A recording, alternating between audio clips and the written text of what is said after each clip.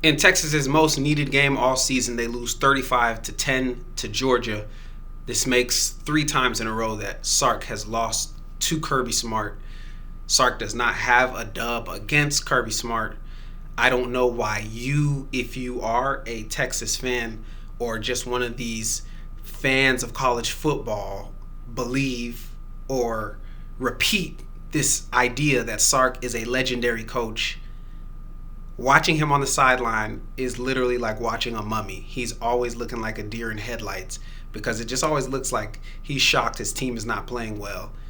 And it just looks like Sark never knows how to get his guys ready to play. Let's talk about it. What's going on, everybody? My name is Daniel Augustin. This is Multi-AF. 35-10?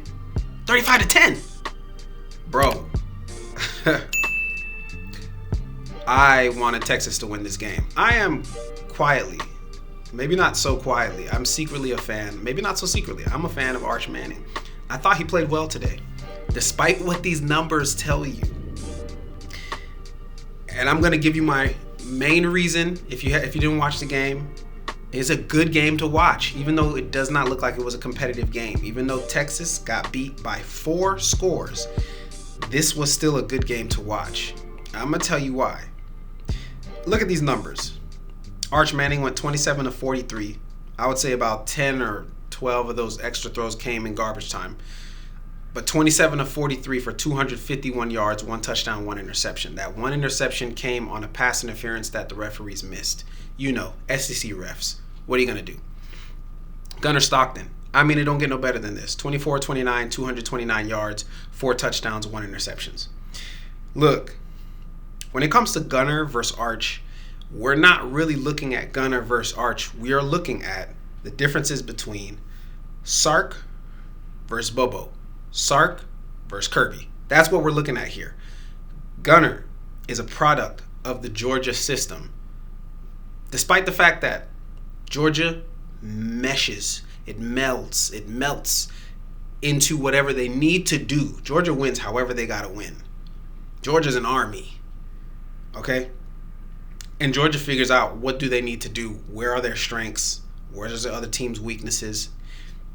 Georgia knows how to work with Gunnar. There's a lot of quarterback coaches, who are going to have a quarterback like Gunnar, and they're going to fold it in because they don't know what to do with that. They're going to look at it like, man, I can't push the ball down the field with this guy consistently, and they're just going to make a bunch of excuses. With Gunnar Stockton, I have never seen a team control the game like the Georgia Bulldogs did in this game. I've never seen it. Time of possession, Georgia, 35 minutes. Texas, 24 minutes. Texas had about 50 or so yards in the fourth quarter alone, simply because they didn't get the ball much. Georgia dominated this game when it comes down to coaching. That's why I started this video the way that I started it. This ain't got nothing to do with Arch Manning. If you watch this game, you see somebody who was wheeling and dealing. Arch was making very good throws. The interception, like I said, that was a great drive. They were down near the red zone. That was a great drive. Texas is getting ready to score. Let me tell you something. Texas, when it comes for player to player, player for player, Texas is just as good as Georgia. Just as good. Texas very much so could have made this the same game that they made against Mississippi State. What happened is Kirby Smart. Kirby knows how to play the game. And I talk about this on every single one of my videos when I'm talking about the Florida Gators and I'm talking about the coaching search. How do you find somebody like Kirby Smart? You know, I feel like if we look at the coaches, there's only 3 college football coaches right now, 3 current college football coaches right now who have won a title. Correct me if I'm in the comments if I'm wrong about this, but I'm pretty sure Ryan Day, Kirby Smart, Dabo. Those are the 3 college football coaches. Only 3 coaches in college football right now who have won a title. When you look at Dabo, when you look at Ryan Day, and you look at Kirby Smart, you are seeing 3 coaches that are so passionate about their team, about their team's success, about their team's defense, about their team's offense, about their team's special teams, that every time you look at them on the sideline, you see them flailing hands, and you're just seeing them in the game. The coach is locked in every time. Something must be said for these coaches who are instead extremely stoic. I find it so interesting that we're constantly hearing about Sark, and Sark is going to get a job with the NFL, and go. Fucking go. Because I have not personally seen what you've done to take this Texas program from better than average, from slightly less than overly exceptional. They're there. They have pieces. But I don't see what he's done to really get those guys ready to play. How many times has Texas come out and not been ready to play? How many times has Texas come out and they just look sluggish? It takes them too long to get going. They're dropping passes. They're getting penalties. Texas is giving off the same kind of energy that I would imagine a team coached by somebody who has had issues with sobriety and women, Texan co-eds. Texas looks like that sloppy college student. And you know, what trips me out in this game too is, and I talked about this on my Twitter, my X account, this has been happening all season with Texas. You got people who love using game after game, stat after stat to talk about Arch Manning and how Arch is trash. But people aren't talking about the O-line and how they've been struggling. People aren't talking about the run game and how the run game has been struggling. And people are not talking about how many drops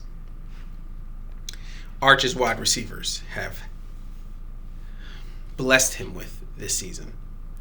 Texas's challenge is so much deeper than just Sark, but it starts with Sark because you got to know that you've had guys who have just been dropping passes all season.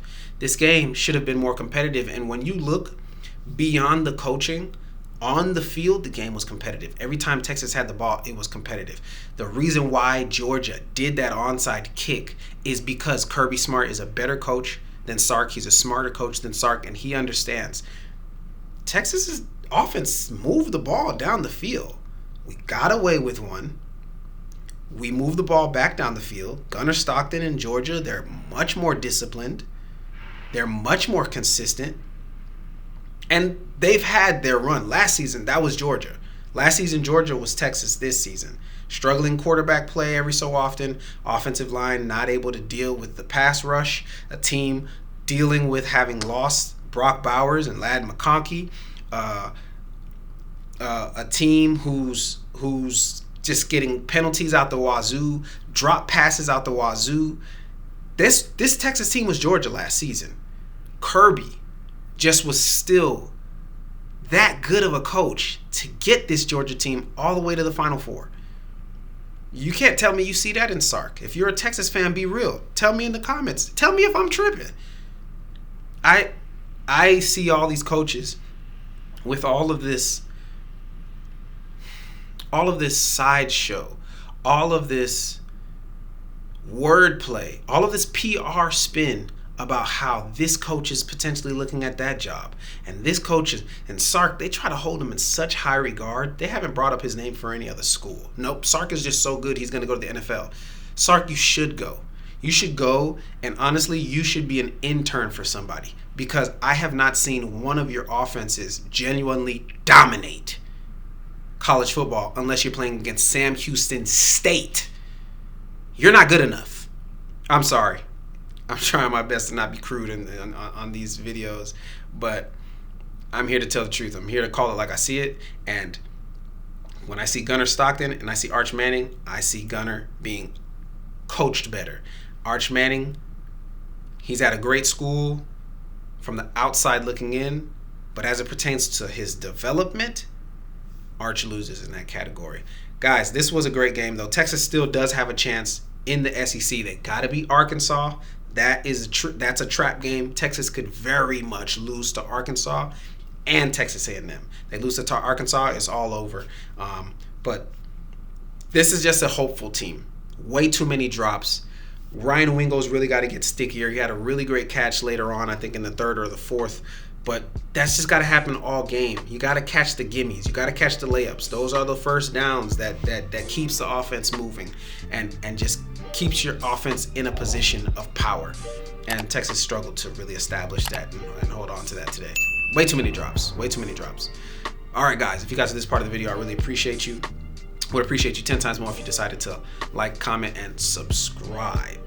That is the key.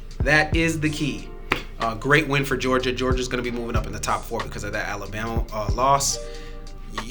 Kirby Smart is a legend, dog. Kirby Smart. We need to start talking about the Kirby Smart tree.